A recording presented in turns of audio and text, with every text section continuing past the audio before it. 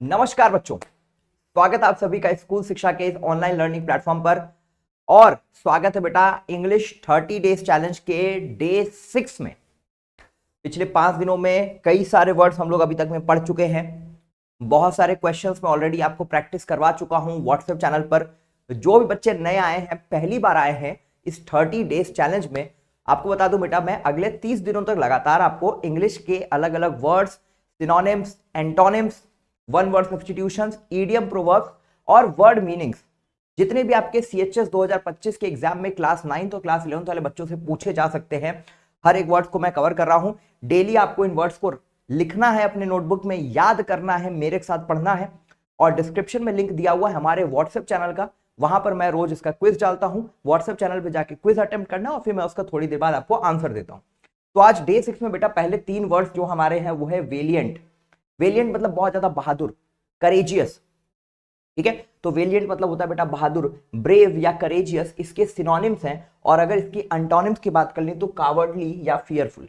Cowardly कायर, fearful जो डर जाए, डरपोक, भीगू। ठीक है, दूसरा वर्ड है जेलस। ये JEALOUS नहीं है, जेलस अगर जे से स्टार्ट होता तो उसका मतलब होता है बेटा जलन, जलनखोर। यहां पे जीलस है, जेलस, जील, ZEAL इस वर्ड से आया है। जील का मतलब होता है जिंदा दिली, एक्साइटमेंट, उत्साह, क्यूरियोसिटी। तो उसी से वर्ड बना है जेलस। जेलस का मतलब होता है उत्साही।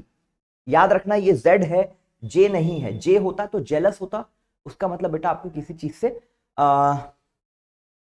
जेलस मतलब आपको ईर्ष्या है। ठीक है, तो यहाँ पे जेलस नहीं है, ये जीलस है, उत्साही। इसका सिनोनिम होगा पैशनेट और ईगर। पैशनेट मतलब जो किसी चीज के लिए जुनूनी हो। ईगर जो किसी चीज को सीखना चाहता है, जानना चाहता है। क्यूरियस, क्यूरियस भी इसका सिनोनिम हो सकता है। इसका एंटोनिम क्या हो जाएगा? इनडिफरेंट। इनडिफरेंट मतलब जिसको किसी बहुत ज्यादा चीजों से फर्क नहीं पड़ता हो, खुशी का बात हो तब भी बहुत ज्यादा खुश नहीं है, दुख की बात हो तब भी बहुत ज्यादा दुखी नहीं है, उसको बोलते हैं इनडिफरेंट। दूसरा है अनएंथुजियास्टिक। अनएंथुजियास्टिक तो इसका पैशनेट और ईगर, और यहां पर हम एंथुजियास्टिक भी लिख सकते हैं। तो ये थोड़ा सा आपको समझना है, पढ़ना है, ध्यान देना है सभी वर्ड्स के ऊपर। तीसरा वर्ड है बेटा वैरी। वैरी का मतलब होता है सतर्क हो जाना, केयरफुल हो जाना। तो इसके सिनोनिम है कॉशियस और अलर्ट। कॉशियस और अलर्ट। और इसके एंटोनिम है रेकलेस और केयरलेस। रेकलेस और केयरलेस। अब इसके बाद बेटा दूसरे सेक्शन में आज के जितने भी मेडिकल के स्पेशलाइजेशंस और अलग अलग फील्ड के डॉक्टर्स हैं, उन सबको क्या बोलते हैं, मैंने यहाँ पर सारे वर्ड्स लिख दिए हैं। आपको अपने शब्दों में सबको लिखना है। ठीक है, सर्च करना है, ढूंढना है कि इस टर्म का मतलब क्या होता है।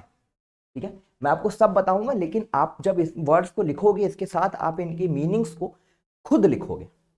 कार्डियोलॉजिस्ट जो बेटा हार्ट के पेशेंट्स को देखता हो। ठीक है, कार्डियक मतलब होता है हार्ट, हार्ट के पेशेंट्स को देखता हो, ऐसे डॉक्टर को बोलते हैं कार्डियोलॉजिस्ट। डेंटिस्ट जो आपके दांतों में कोई दिक्कत है उस डॉक्टर को हम डेंटिस्ट बोलते हैं। पीडियाट्रिशियन जो बच्चों का डॉक्टर होता है। सर्जन जो बेटा सर्जरी करे। ऑर्थोपेडिशियन जो हड्डी रोग स्पेशलिस्ट होते हैं, ठीक है, हड्डियों को चेक करते हैं।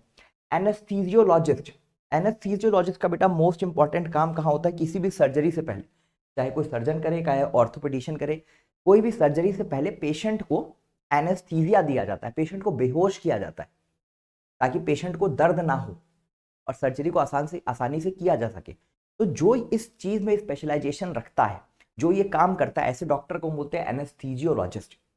फिर है बेटा ऑप्थेल्मोलॉजिस्ट। ऑप्थेल्मोलॉजिस्ट जो आंखों का डॉक्टर होता है। फिर है ऑर्निथोरिंकोलॉजिस्ट। ऑर्निथोरिंकोलॉजिस्ट हम किसको बोलते हैं बेटा? जो ENT स्पेशलिस्ट होता है। ENT, ENT होता है ear nose throat, ear nose throat. तो ईयर नोज थ्रोट जो ये डॉक्टर होते हैं, ENT डॉक्टर होते हैं, उनके लिए एक टर्म होता है ऑर्निथोरिंकोलॉजिस्ट। फिर उसके बाद आता है बेटा साइकेट्रिस्ट, पागलों का डॉक्टर। ठीक है, मेंटल कोई दिक्कत है, परेशानी है, तो उसके लिए साइकेट्रिस्ट के पास आप जाते हो। ठीक है, फिर है रेडियोलॉजिस्ट जो आपकी रेडियोलॉजिकल इमेजेस के बारे में बताता है कि ये दिक्कत है, जो आपकी CT स्कैन को पढ़ता है, MRI को पढ़ता है, उसको हम बोलते हैं रेडियोलॉजिस्ट। फिर है बेटा पैथोलॉजिस्ट जो आपके पैथोलॉजी के रिपोर्ट्स बनाता है, ब्लड के, यूरिन के, स्टूल के, ये सबके सैंपल देते हो, फिर एक रिपोर्ट बन के आती है, वहां पर एक डॉक्टर का साइन रहता है। तो डॉक्टर कौन है बेटा? पैथोलॉजिस्ट। तो ये अलग अलग स्पेशलाइजेशन, अलग अलग तरह के डॉक्टर्स, ये नाम आपको पता होने चाहिए।